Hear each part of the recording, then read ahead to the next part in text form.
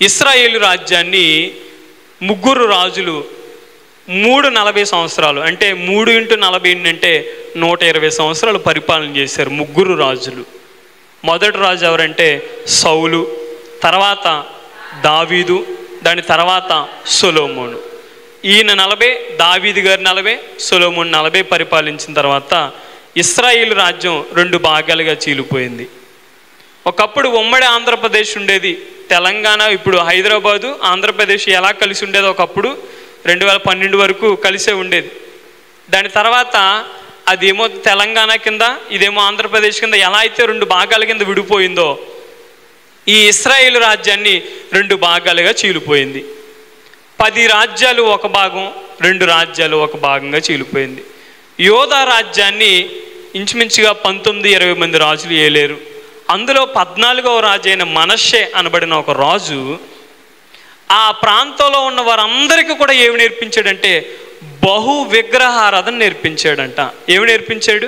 దేవుడేమో మీరు నాకు రావాల్సిన మహిమని మీరు ఎవ్వరికి ఇవ్వకూడదు, నాకు మాత్రమే చెందాలని దేవుడు చెప్తే ఈ రాజు మాత్రం తన దగ్గర ఉన్న ప్రజలందరూ కూడా అన్య దేవతల వైపు, దేవుని యొద్ద నుంచి అందరూ కూడా తొలగిపోయేటట్లుగా ఎవరు చేశారంటే ఈ మనష్షే రాజు చేశాడంట.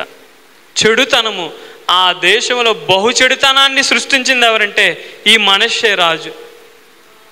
మనష్షే రాజు అండి బహు దుర్మార్గంగా ప్రవర్తించాడు.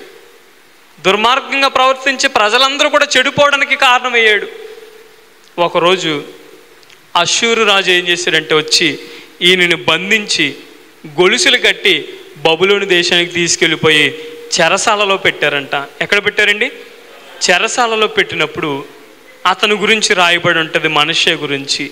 ఆయన దేవుని సన్నిధిలో, అంటే ఆ ఉన్న చెరసాలలోనే, దేవా నేను తప్పు చేశాను, నీ ప్రజలందరూ పాపం చేయడానికి నేను కారణమయ్యాను, నీకు రావాల్సిన మహిమను నేను అన్య దేవతలు వచ్చినట్లుగా నేను చేశాను, నేను బహు దుర్మార్గంగా ప్రవర్తించాను, చాలా చెడుతనంగా నేను జీవించాను, నేను జీవించడమే కాకుండా అనేక మంది ప్రజలను చెడుతనం వైపు, బహు దుర్మార్గం వైపు ప్రజలందరినీ తిప్పేశాను నాయన, నన్ను క్షమించు అని చెప్పేసి ఆయన ఆ చెరసాలలోనూ ఉండి కొన్నిసార్లు దేవుడిని ఏం చేశారంటే బ్రతిమాలాడంట. దేవునికి స్తోత్రం, హల్లెలూయా హల్లెలూయా.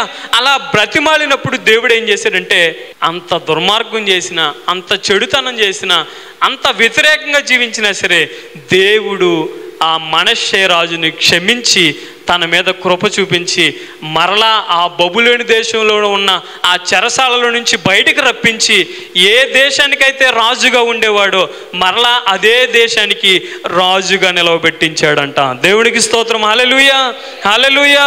మనం ఆరాధించే దేవుడు ఎంత గొప్పవాడంటే మనం ఎన్ని తప్పులు చేసినా, ఎంత దూరంగా ఆయనకు జీవించినా, ఎంత వ్యతిరేకంగా, ఎంత చెడుతనంగా, ఎంత బహు దుర్మార్గంగా మనం జీవించినా మన తప్పుని మనం ఒప్పుకొని, ప్రభువా నీ సన్నిధిలో నేను తప్పు చేశాను నాయన, నన్ను క్షమించు తండ్రి అని మనం దేవుని సన్నిధిలో బ్రతిమాలితే ఆయన కఠిన మనస్సు కలిగిన దేవుడు కాదు. ఆయన దయ కలిగిన దేవుడు, జాలి కలిగిన దేవుడు. నువ్వు ఒక్కసారి ఆయన్ని బ్రతిమాలితే చాలు, వెంటనే ఆయన కరిగిపోయి నిన్నేం చేస్తారంటే నిన్ను మరలా యథాస్థానంలో నిలవబట్టగలిగిన దేవుడు నా యేసయ్య. హల్లెలూయా హల్లెలూయా. ఈ మనష్షే గురించి అదే రాయబడి ఉంటుందండి. 2వ దినవృత్తాంతాల గ్రంథం తీయండి.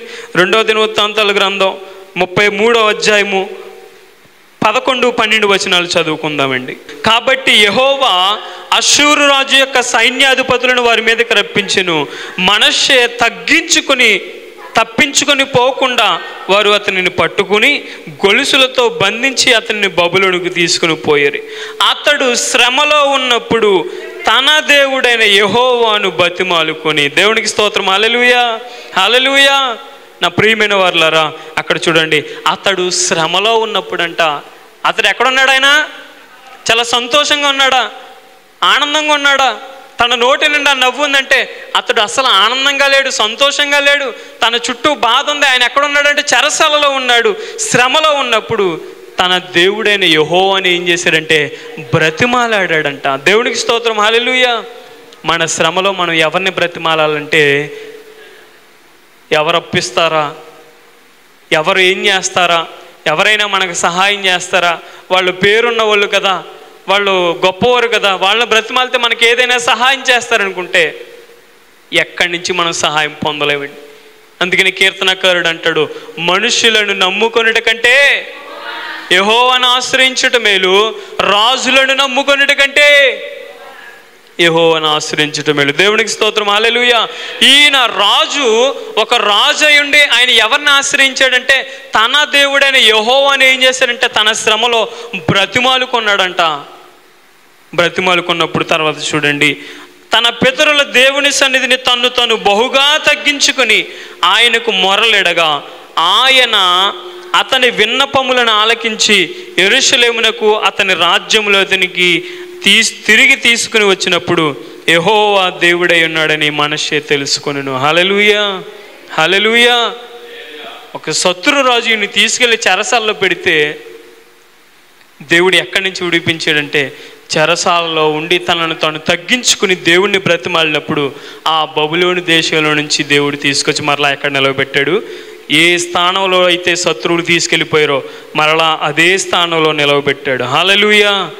మనం నమ్మగలిగితే ఈ ఉదయకాల సమయంలో మనము దేవునిని బ్రతిమాలగలిగితే, మనల్ని మనం తగ్గించుకొని దేవుని సన్నిధిలో ఆయనను బ్రతిమాలగలిగితే, మనం ఏదైతే కోల్పోయామనుకున్నామో, మనకి ఏదైతే రాదు అనుకున్నామో, మనం ఏదైతే మనల్ని విడిచి వెళ్ళిపోయింది అని మనం అనుకున్నామో, దేవుడు మరలా దానిని తిరిగి రప్పించగలిగిన సామర్థ్యం ఎవరికి ఉందంటే మనం ఆరాధించే దేవునికి ఉంది. హల్లెలూయా, హల్లెలూయా.